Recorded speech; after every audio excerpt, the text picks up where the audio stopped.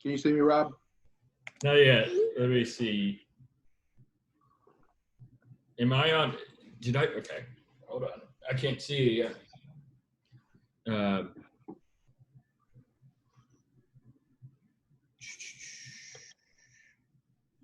Okay. Here we go, Frank. Oh, shoot. This is... Okay. Here we go. You should be... There you go. All right, cool. So the cool thing is that you just got to do that with me and Eric. Yeah, and then everybody else, you just have to do the mute like I talked about. I think everyone's muted right now. I'm going to go turn off the Roomba so it's not going around in the background. I'll be right back.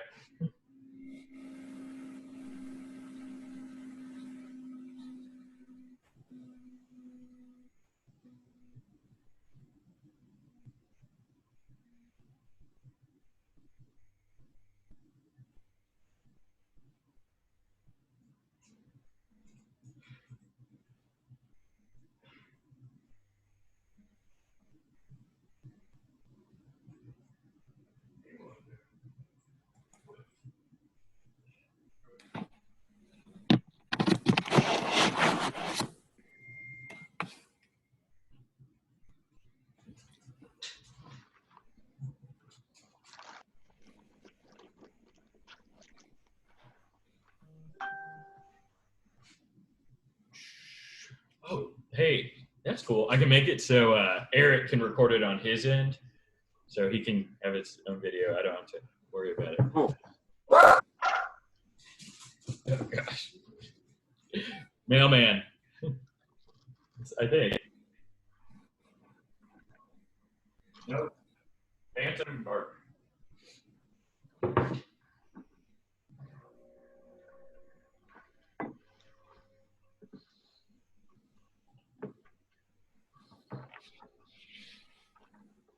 What are you eating?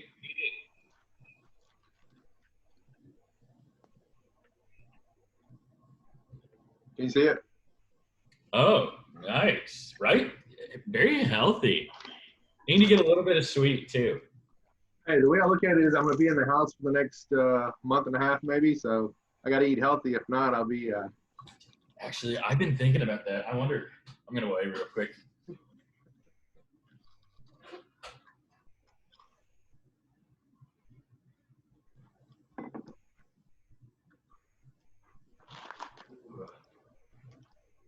Yeah, I'm up like 3 pounds.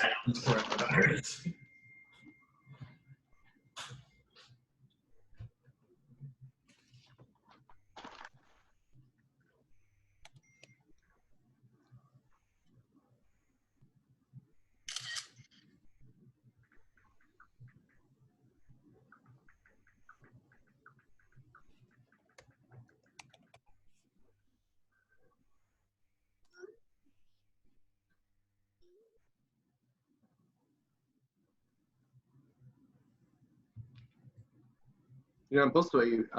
I got 2 flips that are supposed to be closing next week. I've got 4 more closings this week. And You know, I closed on 2 properties on Monday, I guess it was, at Borders, and it was a ghost town in there. They were on the conference call with John Borders. Like, now they're doing curbside. Harry's been such a sport about it. Alicia had a closing yesterday, and he walked up like, would you like fries with that? Harry's the man.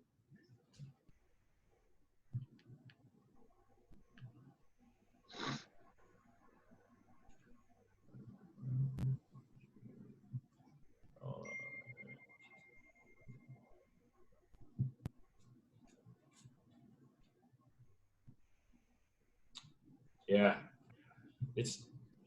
What have you been doing to kill the time? Are you still kind of like, are you jumping around to your job sites, or what are you doing? Actually, I've been doing everything remote, like on the computer. Mm-hmm. So I got my regular guys. I have them go around and check on things, and then I order all my supplies and stuff off Lowe's and Menards websites. Are you reading? Are you reading anything good right now? I'm not really a reader, man. That's fair. I wasn't a reader for a long time when I had sleep apnea, and I still have sleep apnea, but it's like resolved. So now I read like a ton. I started this this fictional series. It's actually really good. Like it's about like it's kind of like the Hunger Games meets Ender Game, but like a little bit more like intellectual. It's really good. Like I don't know. I don't see you sitting still reading very long. Dude, I didn't used to be able to, and now I'm pretty good. But like, I don't know I just force myself to finish books, and like I really need to just not finish books, and just jump to the next one. Yeah, my problem is I'll read about 10 or 12 pages, and then I just get distracted. Yeah, that happens to me too. I mean, like on some of these business books, they're just so dry. Like I don't know. I'm it's probably bad to say, but Think and Grow Rich, I've not been able to get through that one. That one's been slowing me down.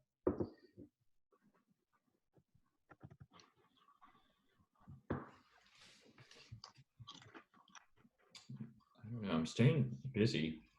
The Louisville Networks had like 4 houses go out this morning.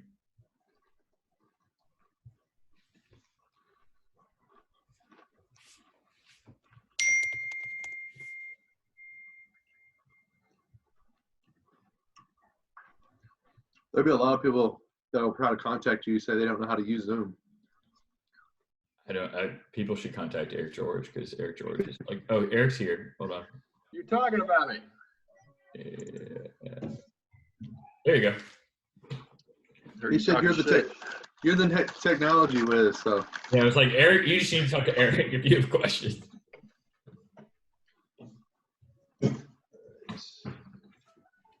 So they just did breaking news. Yeah. Remember I was talking to you guys earlier about UK? Yeah. Yep. U of L just did the same thing. They said online classes only for the remainder of the semester, and all students are being asked to leave campus. Wow. Well, Awesome. I'm sure there's some way to exploit the market. Student rentals, that's not on campus, right? Well, I mean, they're all off campus technically. Well, guys, you quit blowing all this good content. We don't start for another 10 minutes. We're strictly sports right now. I'm kidding. Yes. So is Tom Brady is he actually gonna make the move? Apparently, and it's kind of weird, but I kind of always wanted this to happen, where we could see Brady separate from Belichick and see if they're good separate of each other. I can't believe he chose Tampa Bay. Well, Jameis Winston's got to be shitty. Dude, I think Phillip Rivers was a great pickup for the Colts. What? Yeah. Are you kidding? When did that happen? Are you kidding? Are you screwing with me right now? No. That happened yesterday. You big Colts fan, and you don't even know that Phillip Rivers is coming. It's $1 million or a 1 year, $25 million contract. Have you heard all the jokes about Phillip Rivers? Because he's like Mormon and has a ton of kids. He literally has 7 kids. He's got 10 or 9, and so President Trump, said like 10 groups of 10 only. He's like, he can't even sit in his own living room with his whole family. They've already started the meme of him being like in the Civil War, like my dearest, like they did with Andrew Luck. Yeah, but I think that was a good pickup because with his. We on audio. I gotcha. Yeah, I think it was a good pickup too. And then also, did y'all see where Teddy Bridgewater's going? Yeah, and then Cam Newton's just like so pissed. He's like, they're forcing me out. I don't know. It's the Bengals actually signed the number 1 defensive tackle available in free agency and like a pretty good corner. So we maybe. Did you see all the defense and offensive guys that left Dallas? Oh yeah, I mean Jason Witten went to the Raiders. The Texans have lost literally everyone. They traded away. They're idiots. Is it raining where you guys are too? Yeah. No. Yeah, I'm in Seattle, Washington right now. At least the feed's better than it was this morning with us. I mean, it might be because I'm host. Who could know? Who knows? I mean, Eric's would probably have the best feed with him being fiber right now. So where did DeAndre Hopkins go? Somebody's not muted. They traded him to I got it. They traded him to Arizona. Oh, really? So it's Larry Fitzgerald, Hopkins. They have a lot of players, and they're going to draft like an offensive tackle that'll be really good too. Wirfs probably, the guy from Iowa. He ran a 4.8, and he's like 320 pounds or something like that. Hey, just to let you know that there's some people on the call right now that are at their full-time jobs, so they won't be able to really interact, but they'll just be able to listen. Oh, okay. Well, that's fine. I'll remind everyone at noon, but you guys are welcome to, like, once we get started, present questions in the chat. And Eric, you can just download the video, like, on your end too, so I don't have to send it to you or anything. I can. It says something about it. At the bottom, there's a button for you. It says record. Yeah. Well, it says it's already recording, so whoever's already recording it, just send the file to me. Well, now they're going to hear about football for 15 minutes. I've got a video. I'm sure you know how to edit it. I can't believe an Indiana fan does not know that Phillip Rivers was coming to the Colts. You know, there's been some big news lately about some other shit going on. No, you're wrong. There's literally no news, and that's why you're so you should know, because literally nothing's going on except for Corona. See it now. I got it. All right. I'll be right back.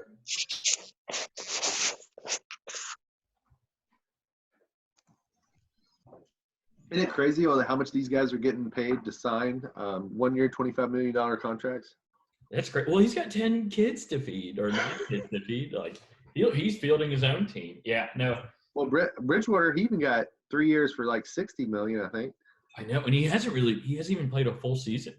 And that's a big step up for where he was at.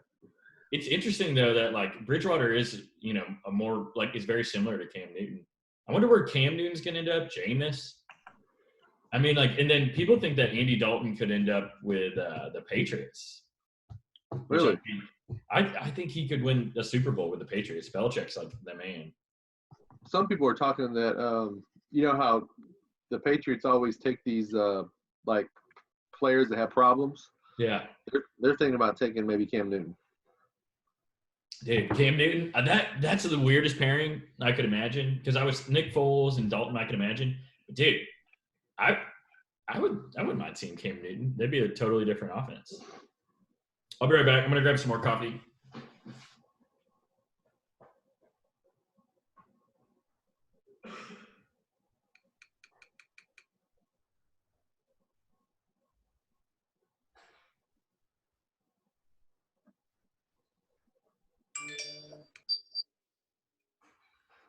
Hey, Frank, can you hear me?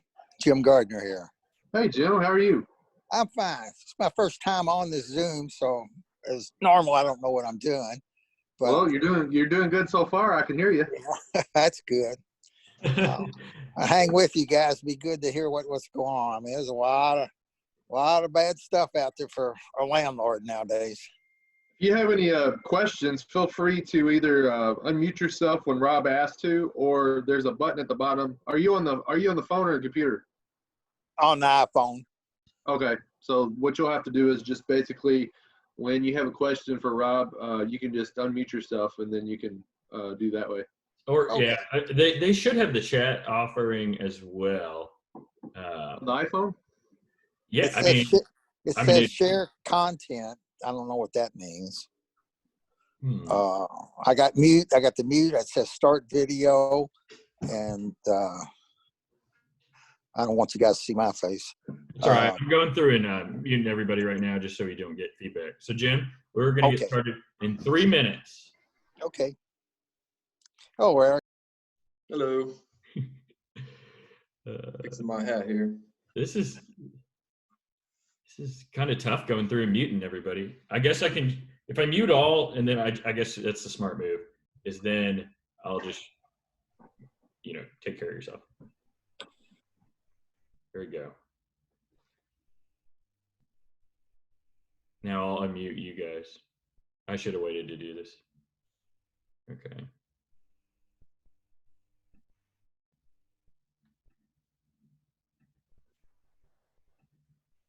Oh, shoot, wrong Eric. There you go.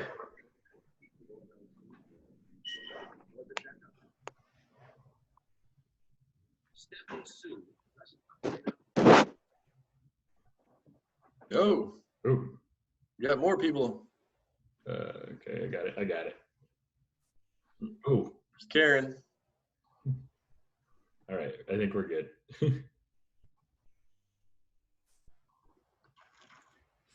All right. Yeah, it's just going to be a process to mute everyone. Well, I told you that. Remember? yeah, you did. Here we go. See, the problem is when you set it up, there's a lot of people that are just on their phones, but then there's a lot of people on their computers. So you have to manually go through each one when they come on. Brian, I've got you, my friend.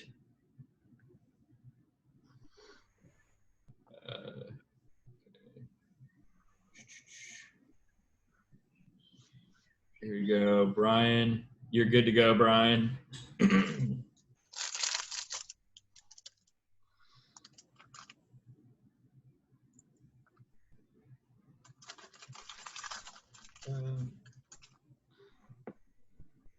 Already getting questions in. Rob, you see how to get the questions down there now too? Yep. I'm tracking them. So you might have to. There's some that can be privately sent to you, and some can be open forum. Yeah, I see something that says privately from Frank Miller. I don't know if that was. Yeah. I didn't send nothing. Oh.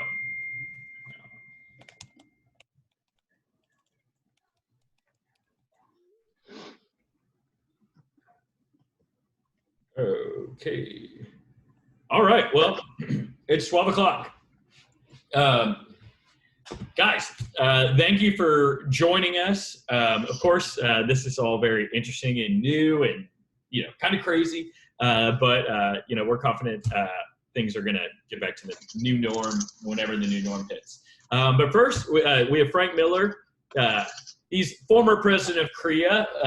He's one of the largest flippers in the city, and he's got all the tricks of the trade. He has a class called Believe Investment Group, and he teaches people how to flip houses in Burr, and now Burr into Airbnbs. I guess that's probably a new wrinkle. You've got Eric George.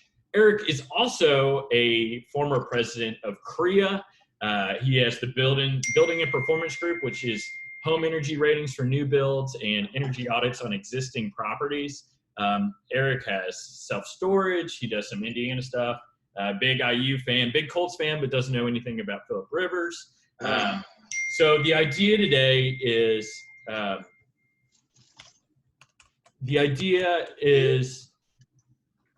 we're going to have some questions, and then you guys can ask questions in the chat. I will relay the questions to Eric and Frank, and we'll do this until it feels like a good stopping point. First, I want to thank Korea for providing this, Lauren for sending out everything, and of course, El Presidente, Chris McCarty for helping out. I'm Rob Bergeron. I'm a realtor, but just that's what I like. But yeah, we had a great talk earlier. There's a lot of fun, interesting things going on in the market. Frank, can you tell us what happened with UK student housing and U of L student housing? Okay, so if you guys know, some of you guys know, my son is a freshman at UK, and he's actually on spring break right now in Fort Lauderdale. And my wife is freaking out that he's gone 15 hours away with all this stuff going on. But, they're down at the hotel, they're swimming, they're having fun. But anyway, so UK came out with a press conference last night saying that all classes for the semester have been canceled, and they're going to do online classes only. And immediately when the kids get back from spring break, all students have to move out of the dorms. and U of L just passed that this morning also. So the crazy thing about it is that all these kids are having to move out of their dorms, and if some of them don't have places to go, I mean, where are they going to go to? I've got stuff that's open June 1st and some in May if they need some place to go. Yeah, it's crazy. At first it was just kind of a, finish the semester online, and now it sounds like they're actually evacuating all the dorms and stuff. But I would guess that the student affiliated apartments are still going to have business as normal. I think these are just the on-campus dorms, right? Yeah, these are just on-campus dorms only. All right. So, yeah, so this is a platform that I've been wanting to kick off for Korea for a long time, and I appreciate Rob kind of taking the initiative to do this. We will start having these on at least a bi-weekly basis, I think, going forward. And I think Rob wants to have 1 or 2 a week, until this kind of blows over. But even after it blows over, we love this format, so we want to do this kind of going forward. So I don't know how you guys want to kick this off, but we've already had probably, a dozen questions come through here. Questions. Yeah. First one is Marcus, and he's saying, should we expect ARVs to drop from 3 weeks ago when he got a CMA on it? So I would say no, but Yeah. What do you guys think?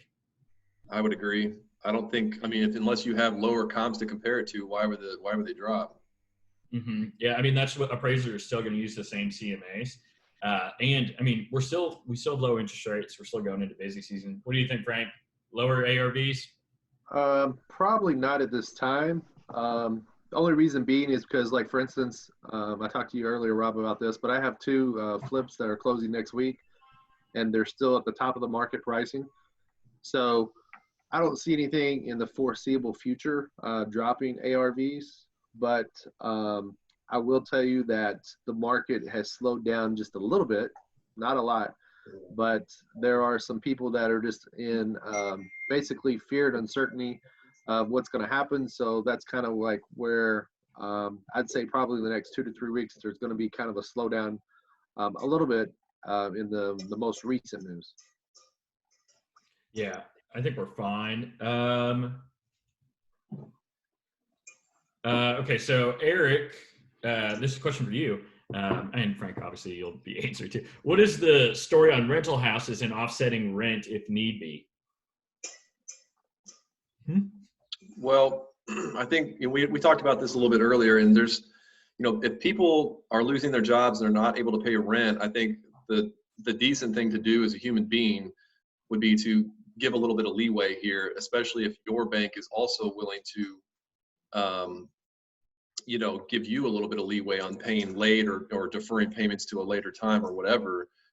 But I don't necessarily think it means that you just don't, you just forgive the entire month's rent.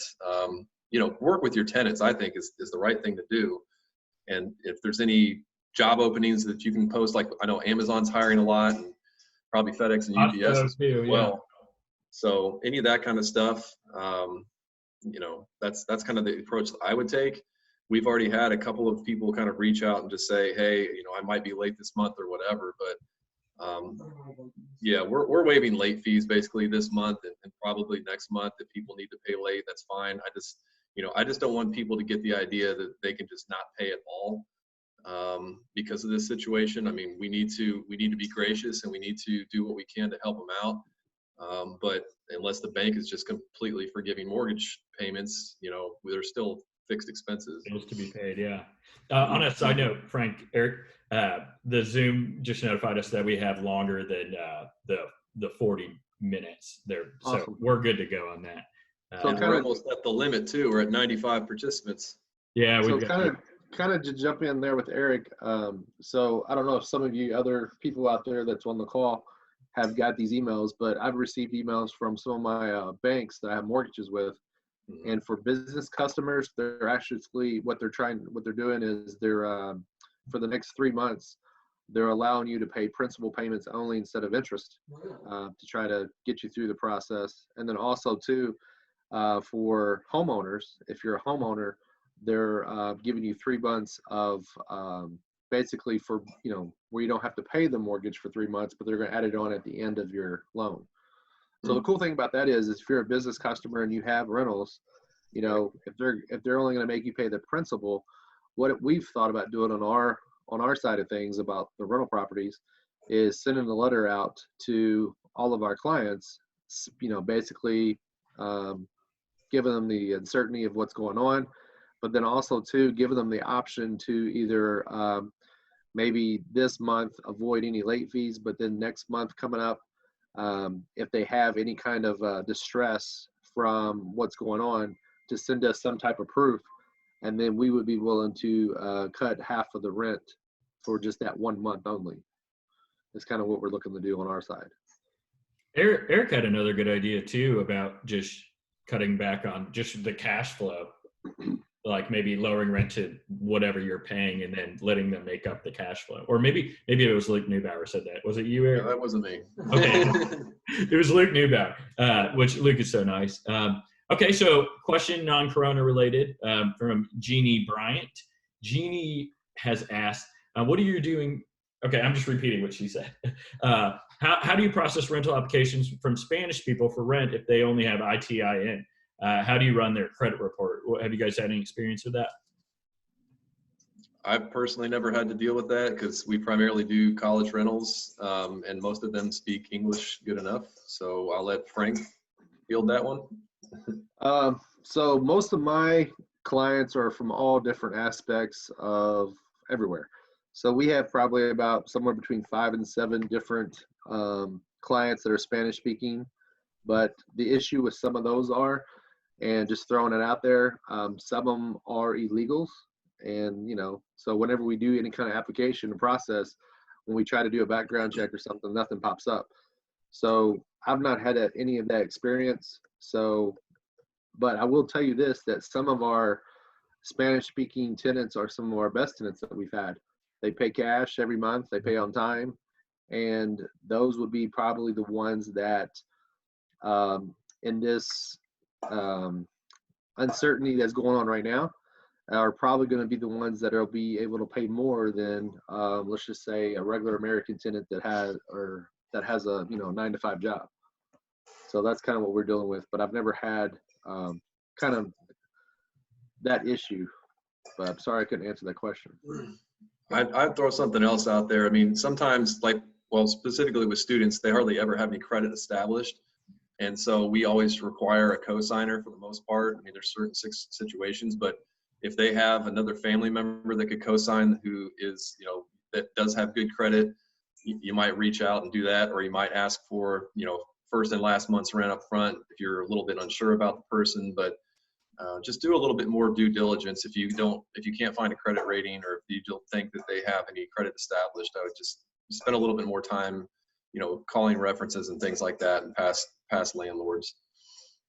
Okay, so Sue was saying, question, saw the idea online to let tenants use their security deposits towards rent for a month in case they can't pay. But I know that's not allowed. Could we give them a refund of the security deposit and then they pay us back in the form of rent? I think that's risky to me. That's at your own peril if you do that. Because if something goes wrong and they damage the house and they don't pay rent for the next month or two, then you have no recourse. And legally, you're not allowed to apply the deposit to rent. I know people do it all the time, but I think that's a slippery slope, especially right now. But I would say, kind of to touch base on that, this is just my opinion, but what I would suggest for everybody that has tenants is just send them a letter, reach out to them, and then wait for them to contact you to say they're having a hard time, that they can't pay rent. And then just have them send you some type of proof, basically saying that they've been impacted by a job layoff or unemployment or something like that. And then you can kind of go from there of how you want to handle it. Maybe waiving the late fees or giving them that, 50% off 1 month's rent. But, I wouldn't rush out to send all your tenants and all your clients, hey, this is what we're willing to do. Just kind of wait till they come to you and then ask for proof, that just to make sure that they are in a situation where that's going on. Joanna Dennis and I have been emailing back and forth, and she said that she collected 2 months of rent up front, and that's been really nice because it's built in a little bit of a cushion because she would have the security deposit and the 2 months rent. So it might be prudent to, I mean, if we think things like this might happen again, to collect 2 months rent up front. I know it's going to make some people tight, but it also builds in maybe a better tenant too, that, you know, they're going to be more financially solvable.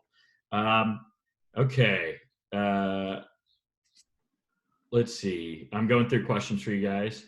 Do you expect to see less home buyers in needing, you know, longer time to sell? So what I've been seeing is that if you're focused on, let's just say if you're an investor and you're a buy, fix and flipper, or if you're a homeowner trying to sell your house, kind of what I've been hearing through the grapevine is that anything below 250 should be okay, because, you know, most of those people at the rates they can get loans, they're going to be fine. Most of your clients that are above that 250 threshold, those are the ones that are going to be more apt to kind of stay put and kind of see and hold on to kind of see what's going to happen in the market. But for what I've been experiencing here, you know, if you're in that, let's just say 125 to 250 sweet spot, those things are still kind of going through. And just like I mentioned, I have 2 next week that we're closing on that are fix and flips. Now, I will tell you that if everything starts happening more and more of a trickle effect where all these other places are closing, just like, for instance, you know, all the spas and the gyms and all that good stuff is closing now today after 5, it's to me, it seemed like it's coming to kind of a halt, kind of like, you know, some of the other big cities where there's going to be nothing available as in workers. So I'm not sure where this is going to go if people are pre-approved trying to get a mortgage, if they're unemployed or to that nature. What's your thought, Eric?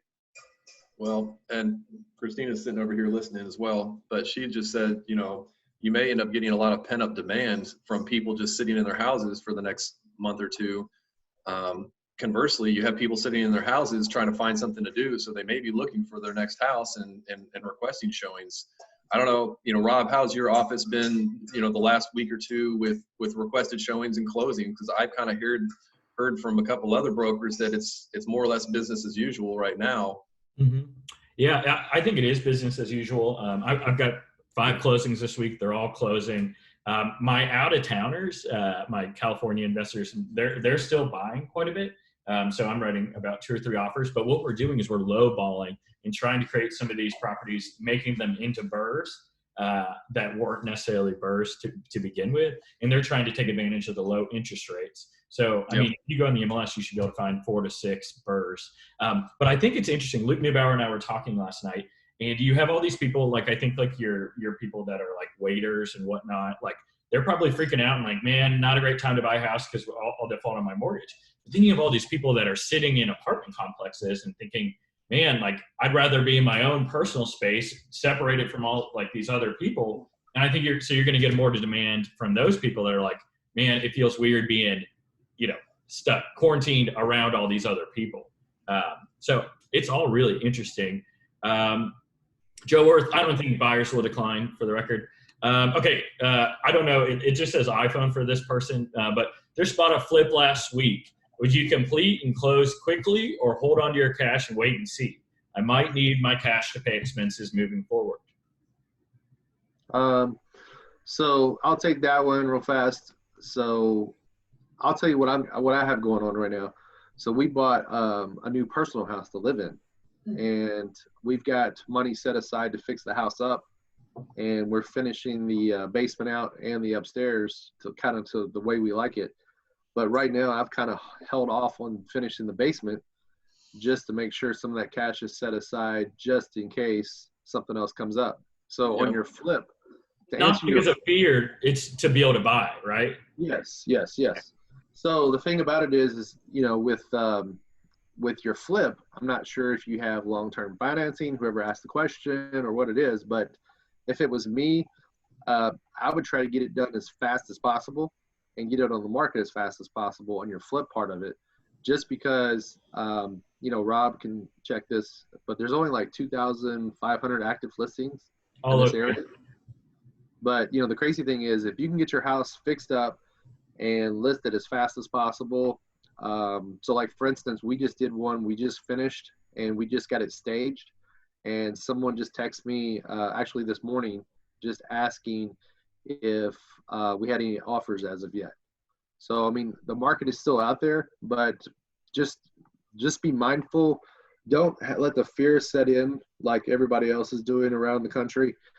A lot of us have been through 2008. It's a totally different scenario, but in 2008, there was a lot of people that froze up and were fearful and didn't want to do anything. But think about this. If in 2008, if you would have bought a lot of those houses in 2008 and 2009, just imagine what those are worth today. So that's what you need to think about. Yeah, capitalize on the low interest rates, like Frank said. I mean, I've always taken the approach with real estate that this is a tool for cash flow. It's a tool for long-term wealth. And if you're doing this only for short-term profit and not kind of looking at the overall market, you may get stuck. But if you have the ability to, if you've got a flip going and it's in what could be a decent rental neighborhood, or it's in a kind of first-time home buyer pricing, you might consider just refinancing it and do the burst strategy, renting it out for a while. And, you can always sell it again when the market, if the market speeds up or whatever, but you may not be able to get these kind of interest rates again. Just like Frank, we just bought a personal house literally the week that it was going to close, this last week when all this stuff hit the fan, and we got our interest rate dropped a quarter point. And then right after we closed, the market just fell out the bottom, and I could probably refinance already and get a lower interest rate. But, we have improvements to do the house as well. One of those being the pool that we want to put in the back, and we may wait until this blows over before pulling the trigger on that, because I think that there's going to be some really good buying opportunities, whether it's with, stocks and ETFs or with real estate. If you're really debt heavy right now, or your cash is kind of tight, then you need to take these things into consideration for sure. Kind of touch base real fast. Well, it's 2,205 on how many single families are on the market. 2,205? Yeah, okay. Which is super low. So real fast, I just want to there's 100 people in here at the max that we're at. So I just want to let you guys all know that don't be fearful, but also be mindful of, getting too over leveraged, and make sure that you do have some cash on hand, because I know that there's a lot of investors out there that kind of what Eric was talking about is a lot of wholesalers, a lot of flippers that as soon as they flip a house, as soon as they wholesale a house, they make $10,000, $15,000, $20,000. They take that and they go do an $8,000 vacation trip somewhere. Okay. So think about this. This is the time to kind of scale back on that stuff and keep some of that cash on the sidelines. So it is time to buy at lower pricing, because what's going to happen is, and this is just because this is how the economy is, you're always going to have an influx of every 10 to 12 years of different strategies going on. And think about this. If you're the one that has a little bit more cash set aside, how do you think everybody made it in 2008, which is a totally different scenario? In 2008, the reason why most people survived is because they were diversified and they had a little bit of cash, but then also they were doing totally different things throughout the real estate investing market. So just keep that in the back of your mind. Oh, we have people here from Canada, which is kind of cool. What'd you say? We have somebody here from Canada. Awesome. Oh yeah, don't you know? This would be a good question for you guys. If renters can't pay, what app or program can allow them to pay with credit card? Are you guys familiar with anything? I don't think that's legal. So what was the question? If renters can't pay, what app or program can allow them to pay with credit card? Yeah, you can take rent by credit card. Okay. How do you do that? Huh? Or is it just the mortgage that can't be paid with credit cards? Some mortgages. Okay. Yeah, so I could take rent by credit cards. I actually have people ask me that all the time, but I've never got the software put together yet. But I wouldn't suggest landlords going out and doing that, because then it's kind of really, my personal opinion is taking advantage of the tenant. Well, we use property management software called Appfolio, and there's, Cozy and RentShare, and there's a million of them out there, and they usually allow for credit card payments or an ACH, but like with ours, it charges them like $50. It's not a cheap fee. So if they're already tight on cash, it's not necessarily going to be the best. If that's their only option, I guess you could do it. But yeah, and kind of to jump into that too, right now, interest rates on most credit cards that I've seen are somewhere between 12 up to 25%. Yeah. So, you're doing a disservice to your tenant if you're trying to collect rent on credit cards right now, just to so that, that you're staying ahead. Yeah, it's usually around 3%, sometimes 4 at the most. Which seems reasonable. Well, these next two questions actually kind of correlate, so I'm going to ask them both and then let you guys answer. How do you see the coronavirus and everything affecting private lending? And then have you seen or heard of lenders throttling back their loans because of the state of the economy? I asked 2 bankers earlier this week whether they saw any decrease in lending activity or they foresaw any, pullback, and neither one of them thought that they were going to slow down the amount of loans. They may be looking at the individual loans and the criteria of the buyers maybe a little bit more closely, but I don't think, banks need to make money too, and they need to, write these loans, and people need to sell houses. So like Frank said, I think the market fundamentals are a lot different than they were back in 2008 versus today. So that's just my opinion, and I'm sure we can get on with Chris McCarty, or I don't know if Chris is on, or if any of our other private lenders are on here, but I would venture to say that they're probably going to agree with that statement. Yeah, personally, what I have been doing, not talking about the hard money part, but what I've been doing is I've been doing a few more burrs right before all this hit. So if some of you guys didn't know, we did a 4-house burr. It was 4 houses that we purchased that we were actually going to fix and flip, but instead we fixed them up, and we saw kind of something similar to this kind of, starting to come and slow down. So what we decided to do was rent those out and do the burr method on them. We went to a local credit union, and we asked for 70% loan to value is all we wanted, because we bought them so cheap. So they gave us 70% loan to value, and we ended up walking away with a check for $112,000. So that obviously helps out somewhat, to stack some cash. But how much taxes are you paying on that, Frank? You don't pay on the loan, 0.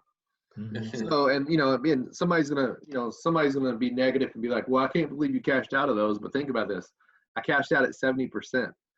I didn't want no more. So 70% is a good number for me to feel comfortable at, that if something did go awry in the market, that I would still be able to sell those houses off, or they're rentals anyway, so I'm not selling them off. I'm keeping them for however long. Forever. Yeah, we had a similar kind of situation. So like the last few months, we've been planning on paying off one of our rental properties this year. And the balance isn't real, it's doable, but in light of the low interest rates right now, and the fact that I want to have some extra cash on the sidelines to be able to invest, instead of paying that one off, I'm probably just going to refinance it on like a 10-year note with a low interest rate, and it'll be, paid off naturally in the next 10 years. Plus, the interest rate I'm at right now, it's a River City loan that I've had for probably 8 years, and for whatever reason, the last 3, it continues to go up. It's like 8 or 9%. Thanks, River City. Even though the interest rates are going down, a lot of my other loans have adjusted based on prime, but not River City. So they will be losing this mortgage here shortly. But those are the kind of things that you should be able to kind of look at if you've got a little portfolio and you've got some stuff that's got equity in it, or you've got higher interest rates and you just want to refinance it. Take advantage right now while you can. So my opinion is, if you guys want to be a step ahead of everybody else, is go out, refinance some of your loans. Try to get 70 to 75% loan to value if you can, if you bought them right. Get some of that money. And then also make sure you try to get some home equity lines, because, if you set up your home equity lines right now, we have 3 home equity lines set up on properties, and our interest rates are 4% on all those. So think about the 4% interest on equity lines. That, I mean, it's crazy. Frank, I've got Frank, a question for you in regards to that. I'm Frank, told that if you don't use the equity line, they can call it at any time. So is it good to have a little bit of money out on those equity lines? Say what now? I'm sorry. So I've been told that if you, like, let's say you have an equity line of 80,000, but you don't have any bit of that 80,000 out, that the bank can say, hey, we're going to pull it back due to the economy. Whereas if you have like $100 out on that equity line, they can't pull the equity line. Have you had any experience? So yeah, it's a little bit different. So you're talking more about lines of credit. Yeah. So lines of credit. So if I go to a bank and I say I want a business line of credit and they give me $500,000 business line of credit and I can use that here and there, that's a little bit different. They can call those due. But on the home equity lines, the HELOCs, those are fixed some of mine are fixed for 10 and 15 years. So they can't touch me on those. That's awesome. So I have equity line of credits against 2 rentals that have been paid off, and they're at like low, what are they, in the mid 4s? I don't know, mid 4s, something like that. But but every year they ask to, get a new appraisal or some kind of fee associated with it, so that interest rate can, depending on how much you have on that line, it can kind of get expensive. So, but if it helps you get through the hard times and you need the cash for doing other investments or whatever, just paying your bills, I mean, you need to explore these options. Yeah. And then Marcus Britton wants to know, Frank, if all believers can get a 2% interest rate from Frank Miller. Private loans from Frank. Oh, Currently right now, we're not doing any private loans. We are buying our own investments. sure. And then, okay, Deandra was asking, how aggressive are you planning to be with purchasing right now? Are you looking for more rentals or flips? I'm personally not looking for any flips, and I haven't been looking for any flips for a year and a half, but that's just me. But if I was in the position to buy, or I wanted to buy more single-family rentals or self-storage, something that's going to be a good long-term investment, then I would definitely be jumping in with these interest rates low. Yeah. So me personally, everybody knows that I do tons of flips. How many do you have right now? Right now we're down to 8 right now. So we only have 8 going right now. But me personally, I'm not looking to buy any more flips just to see kind of what's going to happen. Because the way I look at it is if all the industry is starting to shut down, it might be difficult for me to get my fix and flip finished and then on the market and have someone put it under contract. It might be 90 to 120 days before they can close on it. So just in my opinion, I would be more apt to buying rentals and doing the BRRRR method because, for long-term wealth, because right now, even though it might be harder to find tenants, but at least I'm going to set myself up for long-term. Definitely agree. Yeah, I think that's a good move. And I think like with the uncertainty on the market, like writing lowball offers on stuff on the MLS, I mean, like some people just they panic and you can take advantage of it. Actually, that's a great question. What are some non-sleazy ways you can take advantage of the market right now? I mean, you guys have mentioned the refinancing, getting lines of credit. What else are you guys looking to do? Personally, I think for wholesalers, it's kind of a double-edged sword for wholesalers right now. I think with wholesalers, any wholesalers that are on the call, I think that you can market to people because people are in fear and they might want to sell their house and get some cash to kind of hoard. And you might get great deals on those. But then on the other hand, is it going to be hard to find buyers? Because a lot of those guys are still kind of fearful of what's going on. So, I think if you're a wholesaler, you're in a tight spot of like, hey, I can go out and get some good deals because people want cash, but can I still find buyers to buy those? And on top of that, Frank, I mean, this is really not the time to be gouging people when they're down. So you need to, have some ethics in your business. So, just because they're freaking out, I mean, if they're, you don't know how they would react in a week or two. If this all blows over and they were just freaked out and they give you a low ball price offer and then 3 weeks later you're getting ready to close and they've changed their mind. I mean, just be a good person and try to, conduct business ethically. But I agree with what Frank said. Yeah, I was talking to Luke Neubauer last night, and he was talking about how it's slowing up a subject to deal because they're the uncertainty. And he's like, that's fine. Just, we'll talk in 2 weeks and see where we're at. Did anyone see that video of Cameron DeGeorge yesterday about him saying, they wouldn't let him in the house without gloves and whatnot. And you had a story too, Eric, about your tenants not letting anybody in to one of your rentals for a showing. Yeah, we had excuse me, we have it's ongoing actually, but we have a house that's their lease is up at the end of May, and we actually have somebody who wanted to see it today, this afternoon, ready to sign a lease as long as it looked like it did in the pictures. And the existing, residents were like, we don't want anybody coming in our house that we don't know where they've been, blah, blah, blah. And mind you, we're talking about one person coming in the house for probably 10 minutes, and they just shut it down. So I reached out to Korea's parliamentarian, Michelle Ron, asked her how I should respond to this. And she basically said, legally, you have the right to access the house. You give them 48 hours notice. But at this point, the only thing you could really do is file a 14-day notice letter to them, basically kind of, starting an eviction process.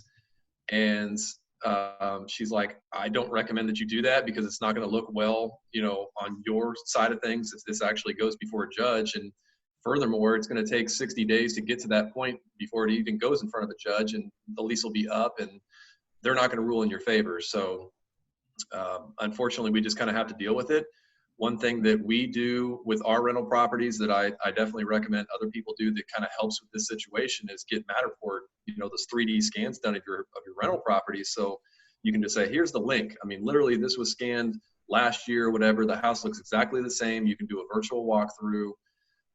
And then we offer to meet them at the house, just to see the outside and kind of legitimize that we are real people. And but that's you're great going for to have insurance claims too. If you ever need anything, having that Matterport ahead of time would be great. Yeah. There's a lot of cool things that Matterport does. You can measure the openings and walls and windows and stuff. So it's a cool tool. I definitely recommend people having, with Airbnbs, with, single family rentals or whatever.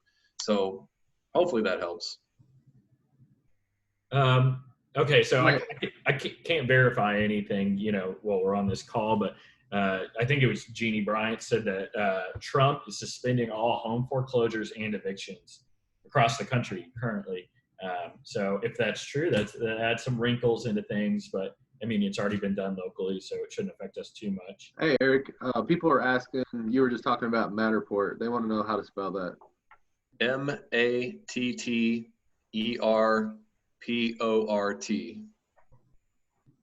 They're pretty expensive though, right? About $1,000 to purchase? No. They should be like, depending on the size of the house, $200-$300, $400, something like that. The cameras themselves are expensive, but if you hire somebody to do it, then, a few $100, something like that. Oh, okay. Apparently Ed Gibson is Gene Co, not Jeannie Bryant. That's funny. Yeah. I don't know why his name's Gene Co. Okay. This is from Hong Lu. I will have a vacant unit in April. What suggestions do you have for showing and renting it? I guess getting ahead of it with Matterport is what you just recommended. It's $350. Alex Muncie is saying it's $350 for a Matterport. I personally use, just to let you guys know real fast, for the past 2 or 3 months, we've actually been personally using Zillow rental manager, and it's worked out really well because what happens is we can do all the processing through their site, and they take a picture of their ID, they go out, look at the property, so everything's basically kind of mobilized where we don't have to really go out and do anything.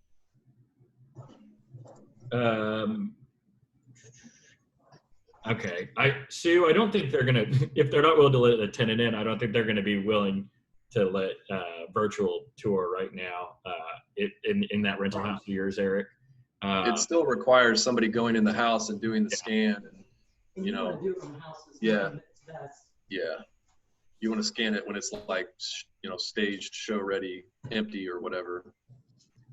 Joe Worth has a good question. And Joe, we're going to try to get one, I think, late next week with like Airbnb people on this question. But what are Airbnb hosts doing with all the cancellations and full refunds that the guests are guaranteed? Now, typically Airbnb, you're guaranteed 50% of the rental or the booking. But now Airbnb's pulled everything. So, I mean, are you dabbling with Airbnb at all? I know Frank just got one across the river in Indiana. I've got a couple of them. We've had a few cancellations so far, and we're expecting more cancellations basically in this month, in the month of April. And from the statements that I've seen from Airbnb, there's not a whole lot of recourse. And I've even seen some claims that Airbnb is still retaining 25% of the booking, and they may or may not be refunding that 25%. So there's some other issues there that I just don't know how it's going to play out.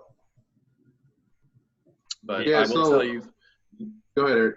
Just to add to that, so one of ours, it was already kind of it wasn't performing as well as we wanted to, and the fact that we have Derby now going to September, and a lot of these events in the spring are being moved or canceled entirely. It's really throwing off our yearly projections and kind of delaying the income for this property. So one of the houses in particular, we're thinking about just dumping now, just to kind of hedge our losses, because we didn't really want to keep it long term anyway.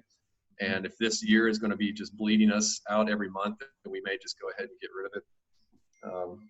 So kind of going back to talking about, even though it's totally different than 2008, I don't want to keep harping on that, but make sure that you guys are more diversified, whoever's on the call, because if you have most of your eggs in the Airbnb market, if something like this ever happens, then you could be in for some real trouble.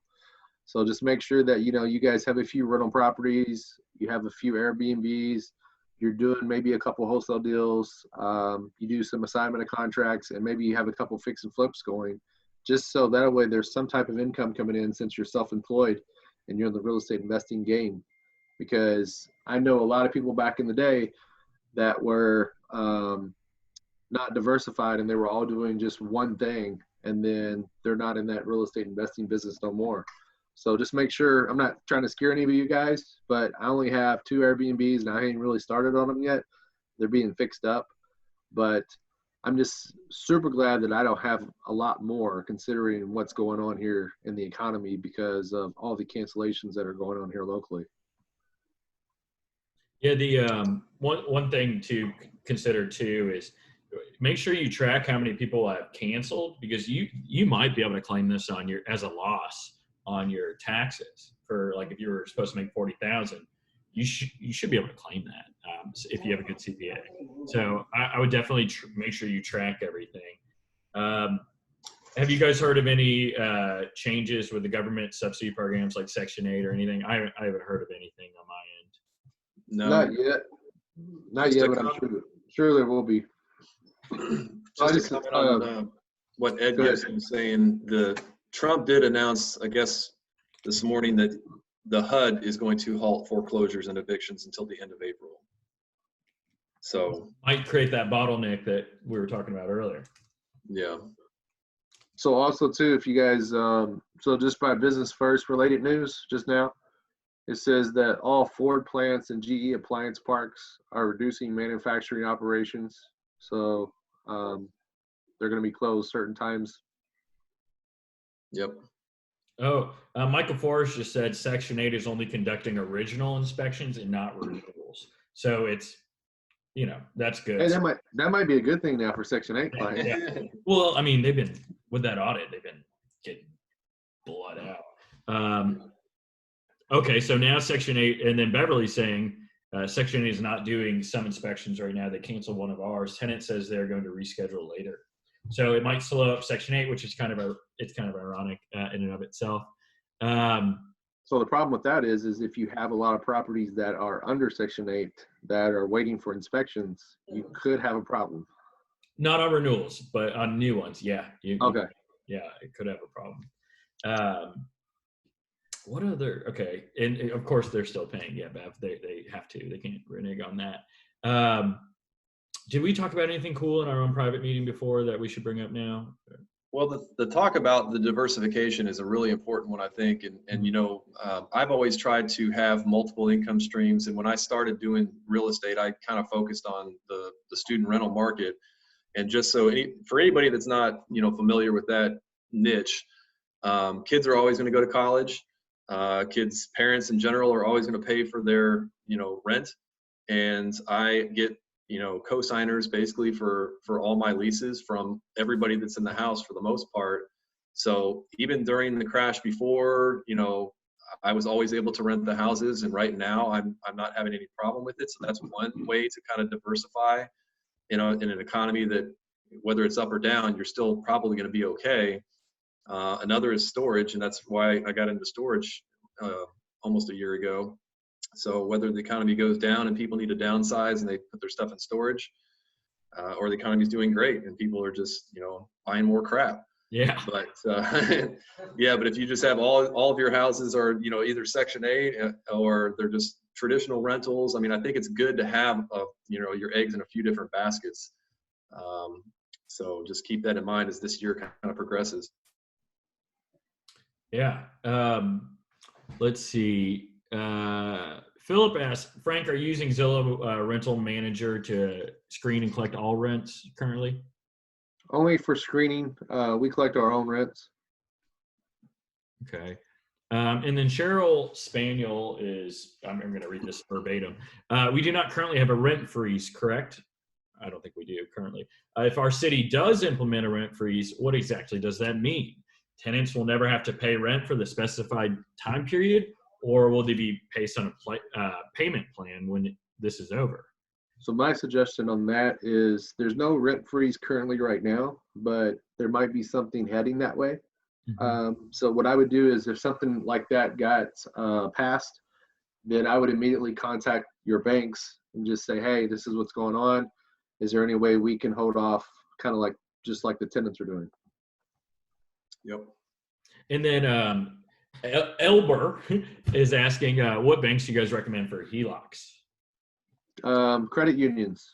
Local? So if I was dealing with HELOCs, or if I was dealing with BRRRRs and rental properties right now, credit unions are super aggressive.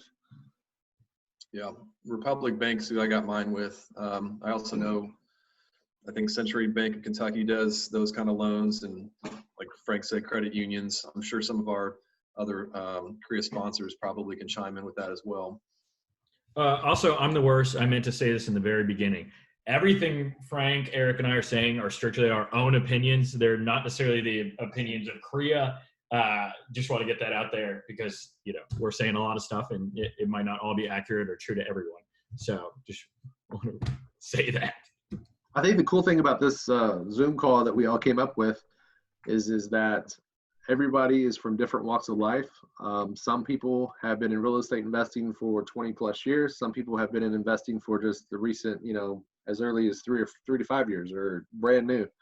So the cool thing is you're getting all kinds of points of opinions. The reason why we kind of wanted to come on here and have this little discussion is because Rob's idea was to say, hey, a lot of people have not been through this back in 2008. And like I said, 2001. So it's not really the same scenario. The crazy thing is that the scenario is the economy is great. It was great. Everything was moving along. And then all of a sudden this fear factor has set into all these people. And that's kind of what's going on right now. So, don't get me wrong. The economy is still great and it's still a great time to buy real estate investments, but just be careful and make sure you diversify a little bit more. So that way, if something else happens in the future, that you might not have that fear factor either. It's good advice.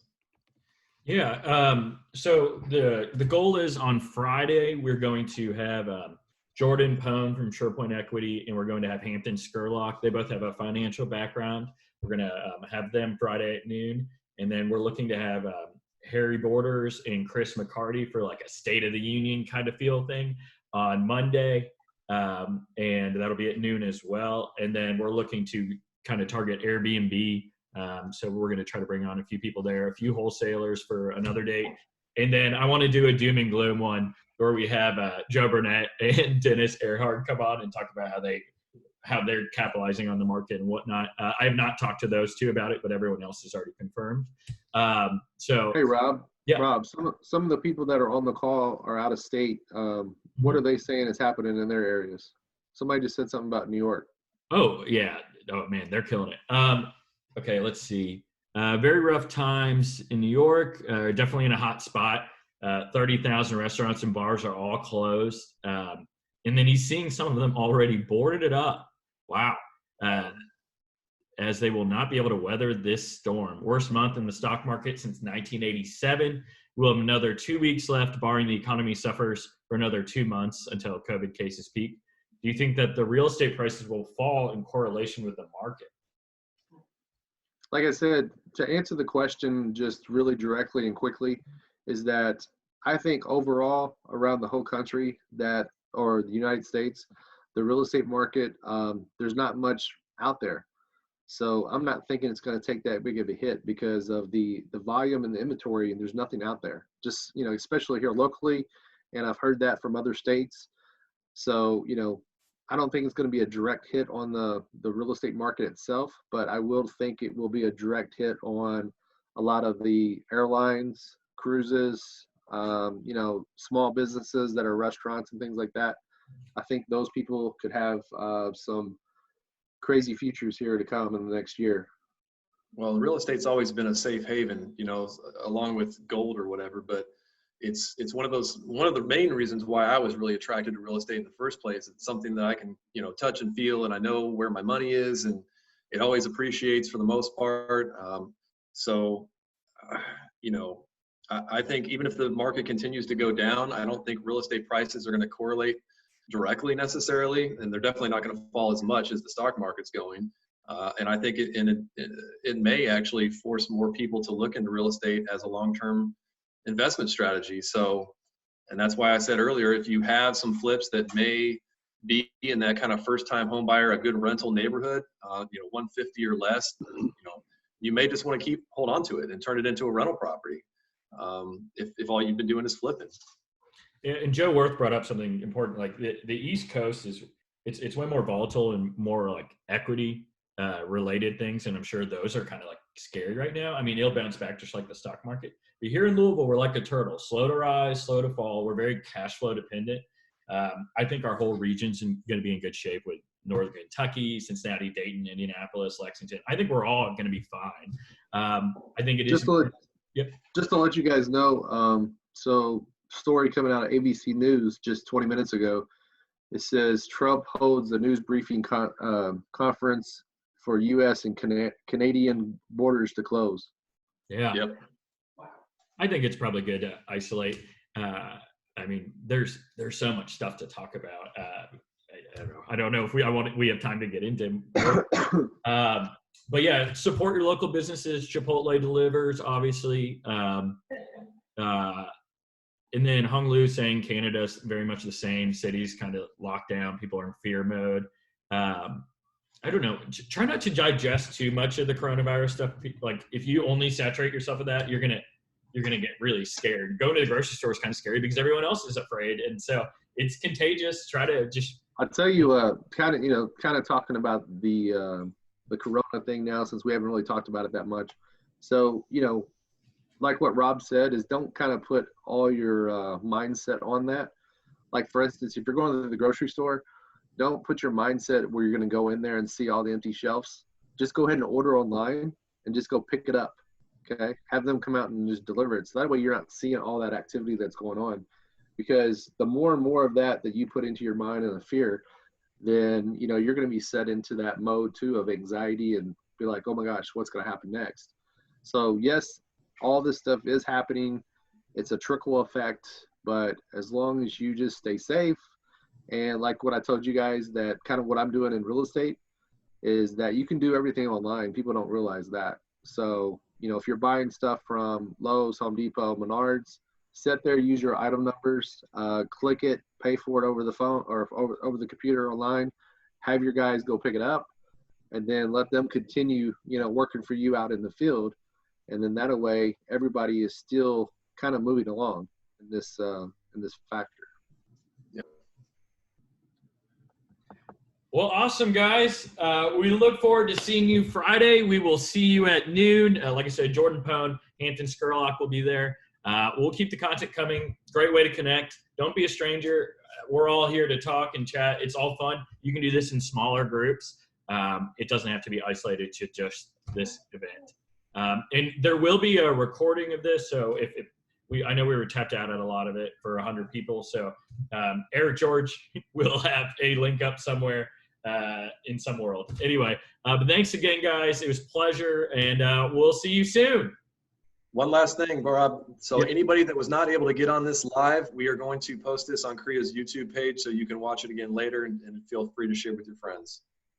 Perfect. Thanks, guys. Be safe. Bye-bye.